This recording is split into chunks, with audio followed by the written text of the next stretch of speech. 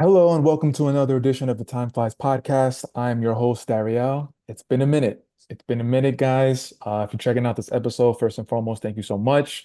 There's been a lot of moving parts going on around me, and I'll probably share that with you guys at some other time. But I really wanted to get on the podcast and just talk about these NBA finals, Boston versus Dallas. Game two just finished. Now, before I talk about game two, I just want to give my thoughts on game one.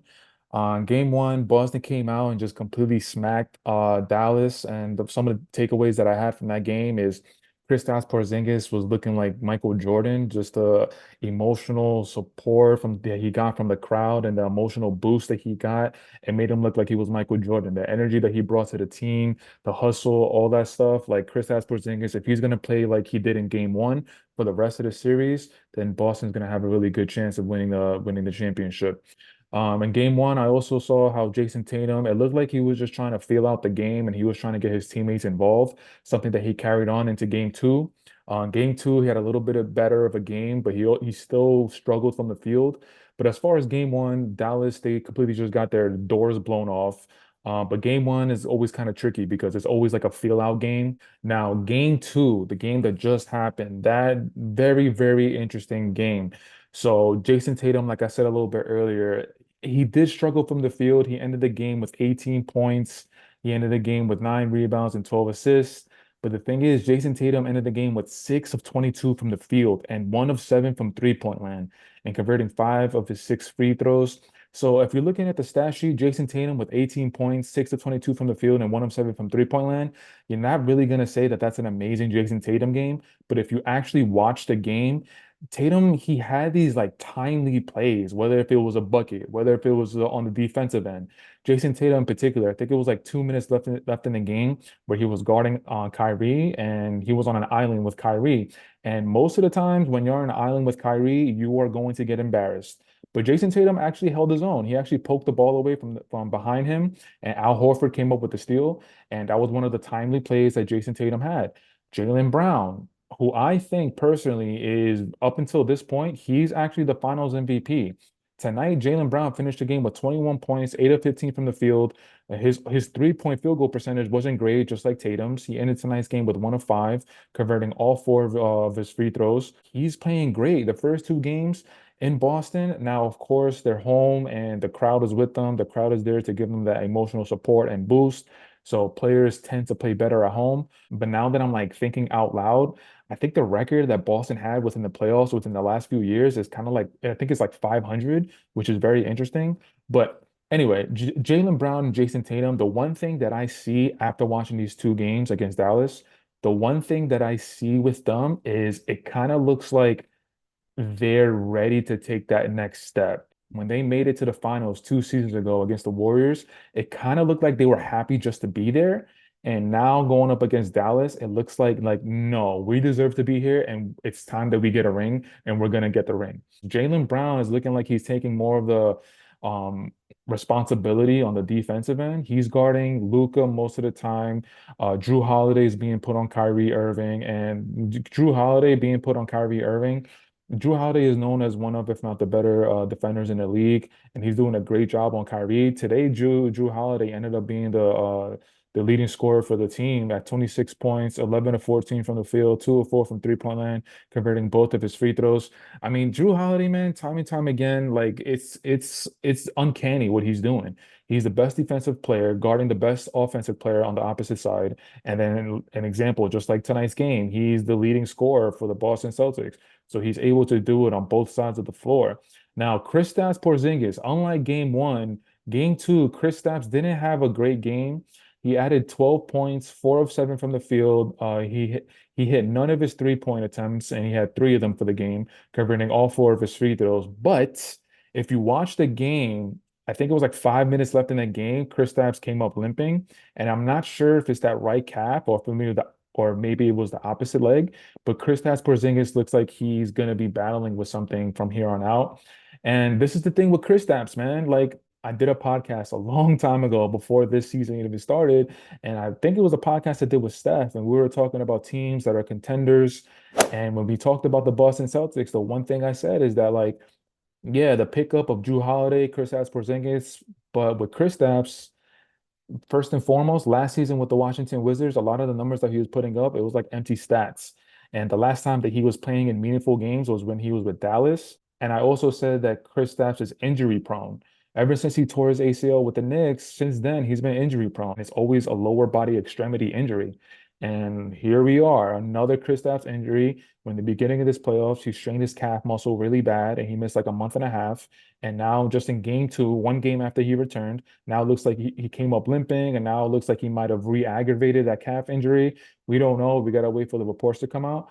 But if Kristaps is not going to be 100% moving forward, then I don't know. It might be a little bit of a toss-up. And I should have prefaced this at the beginning of the episode. So before this series even started, I had Dallas and I had Dallas in six. Now, of course, that could still happen. But the reason why I had Dallas in six was because I just I just don't trust Tatum and Brown, even though I just said that it looks like they've arrived at this finals looking a little bit different. It looks like the look in their eyes is different. They look like they belong here and they look like they're ready to take that next step.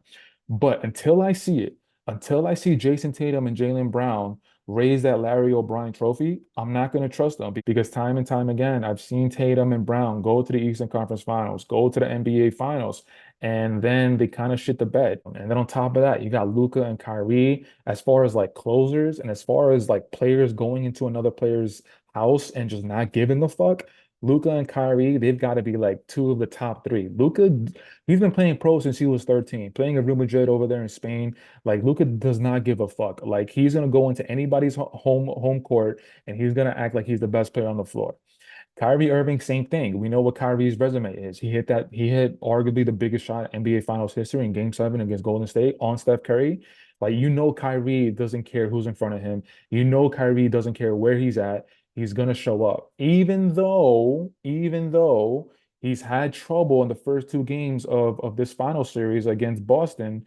So in tonight's game, Kyrie Irving ended the game with 16 points, 7 of 18 from the field, 0 of 3 from three-point land, converting both of his free throws. Like Kyrie Irving in this game, I think he needed to be a little bit more aggressive. Luka had a really good game, 32 points, 12 of 21 from the field, 4 of 9 from three-point land, converting 4 of his 8 free throw attempts. So he definitely could have been better from his free throws. But Luka, and a lot of those points came in the first half. I think it might have been like 22, 24 points in the first half. So Boston, they did a better job on Luka Doncic in the second half, but Luka needs somebody to help him out, man. And more times than not, everybody's going to point the finger to Kyrie Irving. And for the first two games, Kyrie really hasn't been doing a good job. Now, even though Boston won the first two games, they still need to win two more games in order to raise that Larry O'Brien trophy. And now they're going into Dallas. So we'll see if this intensity level that Boston is displaying on the defensive end, that we'll see that if it travels and if it goes to Dallas, and Jason Tatum and Jaylen Brown. We're going to see if their play travels and it goes to Dallas because specifically Jaylen Brown. Jaylen Brown, like I said earlier, in my opinion, has been the finals MVP of this series so far.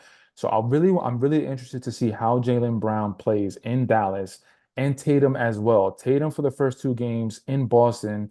It looks like he's struggling to get his offense going. And it'll be super surprising if he's able to break out in Dallas away from Boston, which would be so weird. But Jason Tatum and Jaylen Brown, I'm looking to see if they're going to be greedy. And what do I mean by that? I mean, they got two games. Cool. So human nature kicks in and I want to see if they're gonna like lay back. I want to see if they're gonna be a little, I don't want to say like lackadaisical, but if they're really, really about it this year, and if they really, really just want to take the NBA championship away from Dallas, I really want to see them be greedy, go into Dallas in game three, which I believe is Wednesday. And if they're coming out to get game three and go up 3-0, then I'm gonna really know that this is Boston's year. This is Boston's year. Tatum and Brown, they're not playing around, they're not kidding. They want the NBA championship. So many times, often than not, teams when they go up 2-0, they just let their guard down a little bit and then they let the team get that W and then they pick up their play. So it'll be interesting to see how Boston comes out in game three. And I wanted to keep this episode short, sweet, and simple. One last point that I'll make is Jason Tatum and the way people are talking about him. It's very interesting how the first two games of the finals, Tatum looks like he's struggling. And I think the consensus is that Jaylen Brown would be the finals MVP right now. So if the Boston Celtics were to win the championship and Jaylen Brown continues to play the way he's been playing, Jaylen Brown is going to be the one raising the Finals MVP. So Jason Tatum would get some of the pressure off his shoulders as far as like, why isn't he talked about more in the media? Why isn't he in the top three list of best players in the league? Which I don't think he is. I think it's Jokic, Doncic, and SGA. Tatum is definitely top five, but he's more in the 4 to 5 range. But if Boston wins and Jaylen Brown is the Finals MVP, it's not going to help Tatum's case. If Tatum wants to quiet all that noise, if he wants to shut everybody up, mute everybody up, he needs to pick up his play and he really needs to start showing everybody that he's the best player on the team. So moving forward, there's just a lot of different things that I'm taking a look at. I'm taking a look at Tatum's play. I'm taking a look at Kristaps' injury. I'm looking to see if he's going to play in game three. I'm looking to see who's going to be able to help out Luka. Is it going to be Kyrie or is it going to be somebody else on the Dallas team to step up? And I don't really have a horse in the race. I'm just looking for good basketball. Like I said earlier, I had Dallas in 6, but if Boston wins, I wouldn't be surprised. And I'm not gonna trust Tatum and Brown until I see them raise that trophy. I'm not gonna trust them. Hopefully, this series doesn't end in 4 or 5. I mean, seeing how the series is going so far, game one, Dallas got blown out. But like I said earlier, it was a little bit of a feel out game. Game two, it was more competitive. Boston ended up taking the lead and ended up pretty much just wrapping it up within the last, minute and a half of the game. So most of the game was competitive. So hopefully game 3 and 4 and however long the series goes, hopefully it's going to stay competitive. So I'm definitely looking forward to the rest of this series. Tune into the podcast. I'm going to be trying to do a reaction video and a podcast episode after every game. Hopefully I get some guests on. It might be just me solo. But after the finals, we're going to get the gang back together. We're going to get Steph, Santiago, Reed. We're going to get everybody back together and we're going to talk about the playoffs, the finals. We're going to talk about everything. But guys, thank you for checking out this episode. Remember to rate, review, and subscribe to the podcast. If you're watching this on YouTube, hit that thumbs up and subscribe to the channel. Thanks so much, guys. But until next time, I'll check you out on the next episode. Peace.